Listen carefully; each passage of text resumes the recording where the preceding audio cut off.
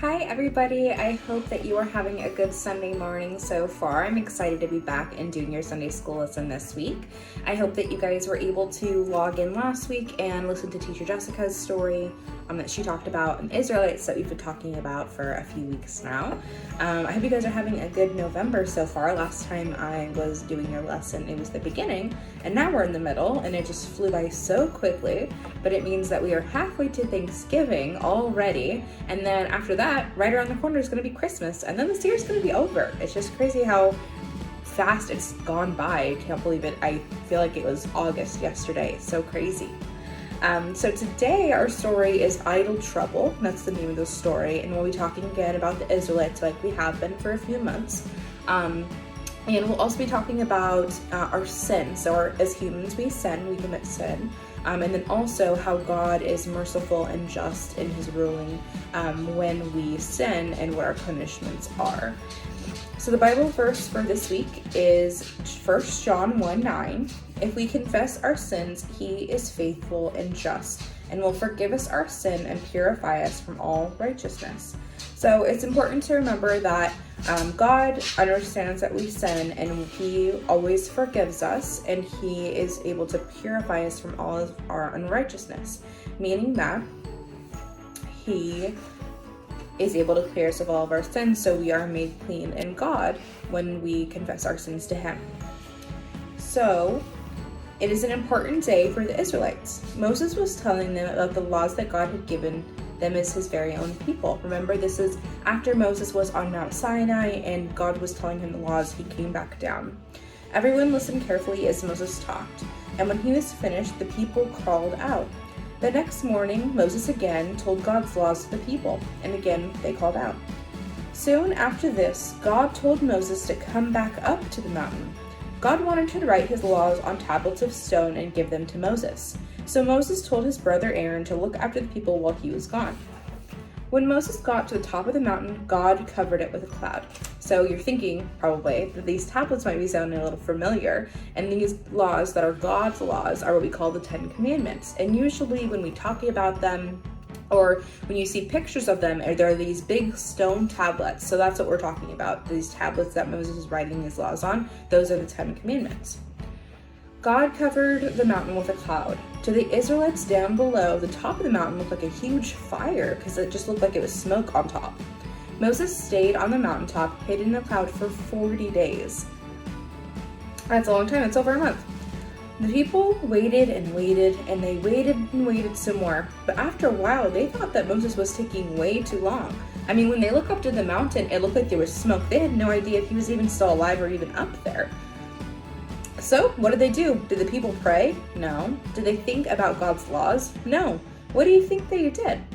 Well, they went to Aaron, Moses' brother, who was in charge of them while Moses was gone, and they told him that they were confused. They wanted Aaron to make an idol because they had no one to worship. Because they thought, well, Moses is gone, and how could we worship God? We need an idol to worship. Wait. What were God's first two commandments? Have no other gods and do not make idols of them. So these people had just heard these from Moses twice after he came down the mountain. He told them 2 days in a row before he went back up. And he told them over and over again, do not worship other gods and do not make idols of them. And now he's gone for a little while and they say, well, we should make an idol. That's crazy. Aaron knew better, but he decided to disobey God's laws too. So he told the Israelites to bring him their God's earrings. Aaron melted the earrings down and formed the gold into the shape of a calf, which is a baby cow. The Israelites were delighted. How silly was that they were so excited about this cow? That means nothing because there was no God who was a cow. There's only one God. Aaron saw how pleased the people were. The next morning, Aaron led the people making the offerings to the calf. They had a huge, wild party. What do you think that God thought of these people's actions? I mean, he had just told them what not to do, and here they are doing it already. God wasn't happy. Moses was up on the mountain with God, and so God told him, go back down there. These people have already broken my laws. They've made an idol and worshipped it. Moses hurried down the mountain. He couldn't believe it. Holding the 2 stone tablets that God had given him, Moses could hear the party noises from far up the mountain. Before he'd even gone to the bottom of the mountain to where people were, he could already hear them cheering for their party. When Moses was close enough to see what was going on, he threw down the stone tablets that God had written his own hand, and they shattered into hundreds of pieces. The people had broken their promise to God. Moses destroyed the idol. Then Moses turned to Aaron and asked, "Why would you do this? Why would you disobey God?" "What do you think?" Aaron said. Can you believe it? Aaron blamed the people. He lied to Moses. Moses knew that the Israelites' sin was very serious, so he went back to talk to God. He begged God to forgive the people of their sin. He even told God to punish him instead of the people. Moses hadn't done anything wrong. Moses had only been doing what God had asked of him. What a mess. God loved the Israelites, but something had to be done. If something is wrong, if you do something wrong in your house, there has to be a punishment. You can't just go by and do things without having a punishment, right? So some of the people died, and God told the people that he would not to go with them to the promised land. So remember, we've been talking about this promised land. They've been talking about for so long. They've been on this long travel, and throughout their travel, God has been providing for them food, shelter, water, everything that they need. The people were sorry.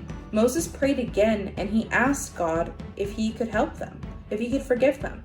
God told Moses to carve 2 new stone tablets and to come back up the mountain so he could write the laws again. "I am kind and good," he told Moses, "and I forgive the wickedness and sin."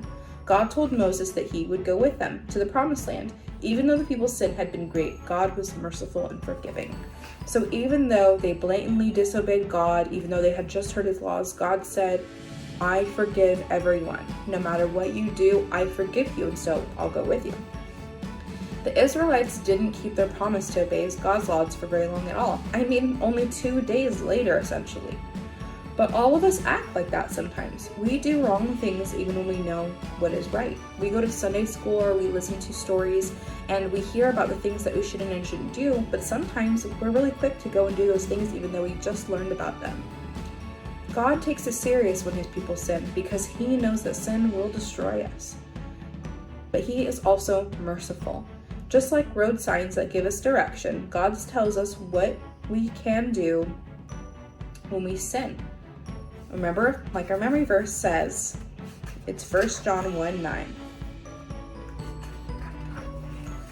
If we confess our sins, he is faithful and just and will forgive us our sins and purify us from all unrighteousness. God says that if we admit our sin to God, he will forgive us and wash away our sin.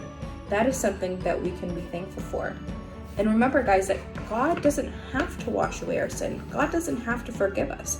God is very clear on what it is that we can and can't do. But God is just, and he's merciful, and he's always forgiving. So no matter what it is that we do, no matter how bad we screw up, or for how long we screw up, if we admit to God that we've sinned and come back to him and ask for his forgiveness, he will always give it to us.